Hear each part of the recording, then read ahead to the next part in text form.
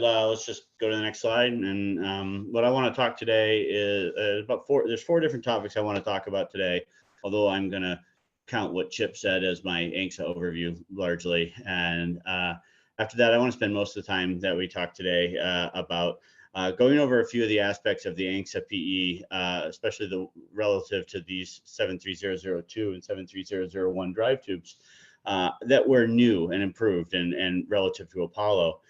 And then finish up by talking about how, these improvements, these changes to how we process samples with ANCSA relative to Apollo is going to feed forward to the Artemis missions. And then finally, with the time I won't have left, because I'm sure I will go over, I will shamelessly advertise for the new catalog for the ANCSA core samples. So next slide, please. This slide might look familiar because I stole it from Chip, but there were a lot of aspects to the ANCSA program, and Chip touched on a whole bunch of them, and it would be great to talk about them all, but in the 9 minutes I have left, really I just want to focus in on the PE that was done on the unsealed drive tube 73002, which you can sort of see an example of there, bottom center, and then a sealed version of that type of drive tube that was sealed in a core sample vacuum container, which is the image on the top left. That long silver cylinder, and then together these represent a 70 centimeter up to 70 centimeter depth profile at station 3 of the Taurus Latrobe Valley. So next slide, please. So there are a lot of different types of samples that were collected during the Apollo missions, and I've listed some of them here, and a bunch of different types of rock and regolith sample basically, as well as some specialty samples. And each sample type has a well-established procedure for how it is characterized and processed, basically how you do PE on it. These were developed in the Apollo era, and they were modified up through the 1980s, but by then we had largely run out of new samples to open. And so a big part of what ANCSA was doing was modernizing the procedures for how PE should be done in the modern era, and specifically on these drive tubes and for the core sample vacuum container that you see in the bottom right there, the 73001, we'd never opened one of those. So we were basically not making it up as we go along, because obviously we planned for it ahead of time, but we had to really figure that out almost from scratch. So there isn't time to do a blow by blow every step of the PE process. That's a longer talk, and really it's really only interesting to a few people. But what I will spend most of the rest of the time is talking about the 5 main aspects of the PE that I think represent the biggest changes that to the most important aspects of PE going forward. So next slide, please. Ryan, can you hear us? I can. Can you hear me? No. You can't hear me at all? Yes. Next slide, please. Have you guys been able to hear me for the first few slides? Yeah, we just lost you. Okay. No, that's before good. you turn We're the good. slide. We're good. So to use an idiom that's pretty apt for Houston, this wasn't our first rodeo. There were 17 previous drive tubes that had been opened and dissected. It was our first rodeo since 1993, however. So, even the best cowboy needs some practice after 25 years. So we spent about 9 months finding all of our equipment, getting it cleaned up, and practicing how to extrude and then dissect in a relatively high fidelity environment the entire end-to-end process, so that we didn't run into any unexpected hiccups along the way.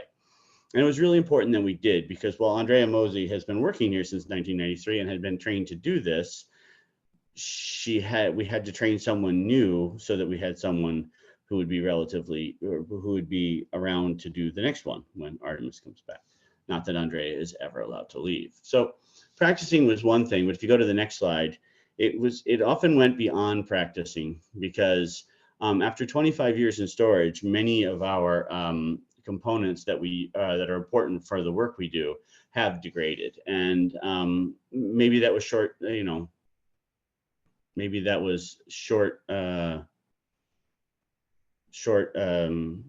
lack of planning on our part, but it was also money, because it's expensive to store things in the right way. So here you can see the different components that we used to make our continuous core thin sections. And basically we had to remake the entire thing from scratch. We were able to salvage one or two really key components that would be next to impossible to get made in this day and age. But getting this all done ahead of time was really important, and I'm glad we did. So next slide.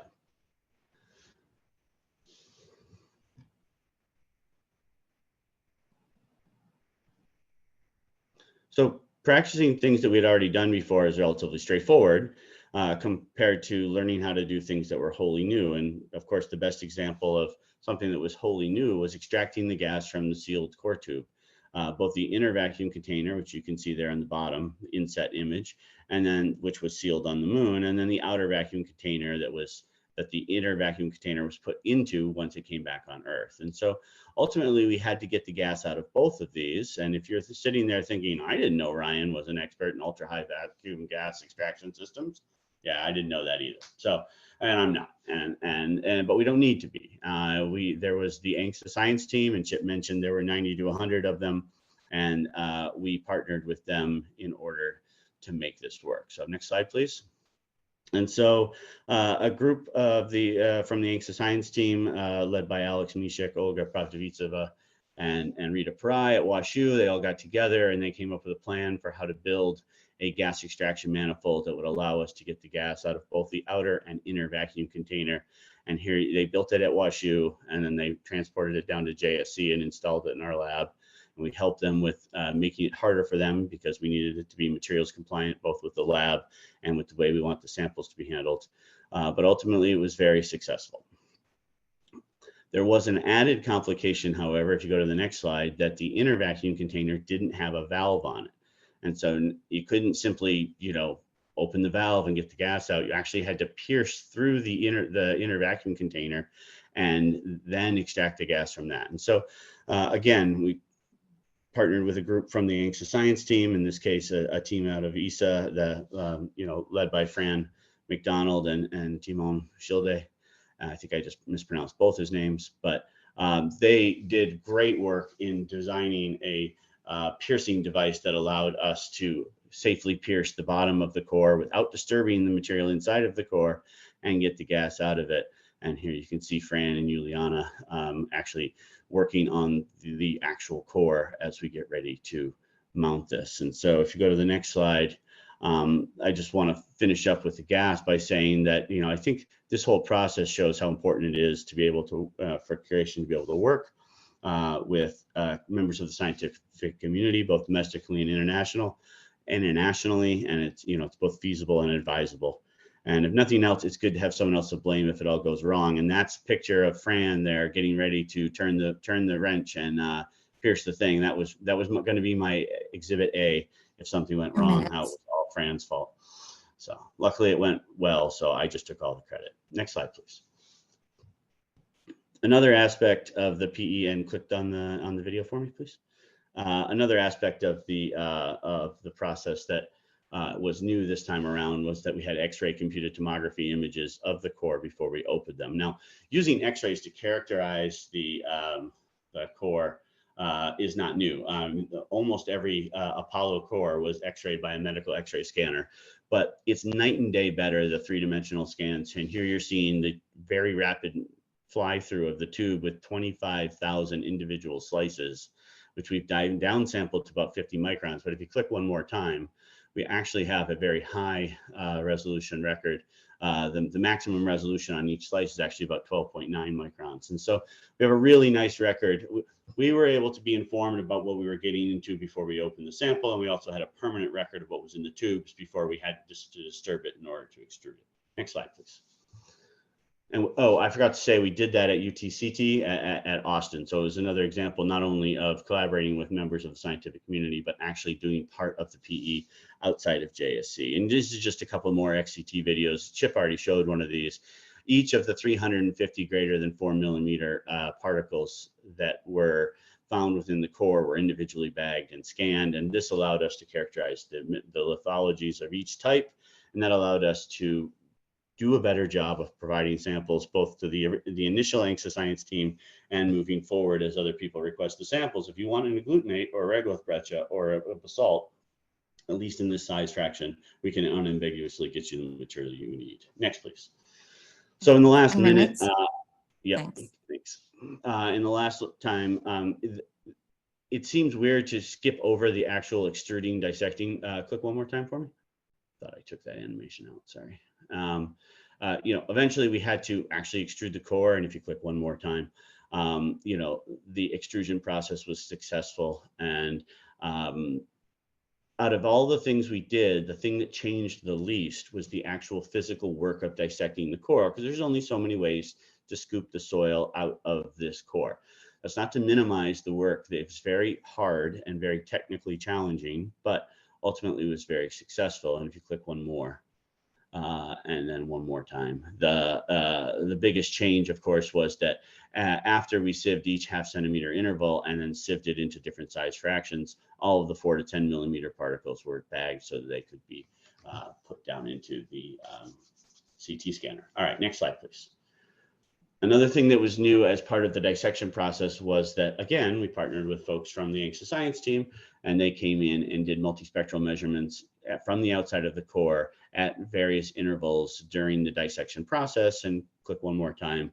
And here you can see Paul Lucy and his team and the type of data they were able to develop to provide that showed basically the degree of space weathering, both on the top core on the left and the bottom core, in the middle, and the bottom core on the right. And you can see a lot of change in the middle one and less in the one on the right. And this was really helpful and could be used as part of the dissection process. Next slide, please. So, great. Looking forward to Artemis. What does this mean? Well, so the pandemic aside, the PE process actually went pretty well for 73001 and 2. There were some few hiccups, but nothing that was too bad. Similar preparations are going to mean, so I think we now have a modernized PE process for drive tube. So when Artemis samples come back, we're more or less ready to do PE on that with a little bit of tweaking. Similar updates will need to be made for each sample type that is likely to be returned by Artemis, be it bulk regolith or rocks as well. Few very quick take-home lessons where any technology development needs to be done, like making a gas manifold or a piercing device, has to be done super early because it takes a long time and you want to be ready. The use of modern instrumentation is really helpful and actually lets us save a lot of material, and technical partnerships with members of the scientific community are really helpful in the PE process. And so if you were hoping you'd get a lot more details about how the Artemis samples themselves are going to be processed, or are going to be,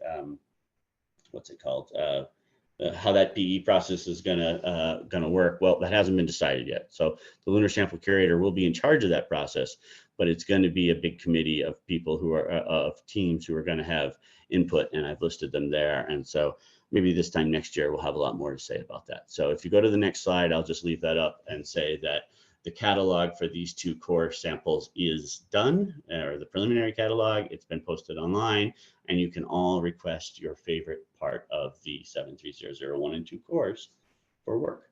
So thanks, and I'm sorry I went a little over.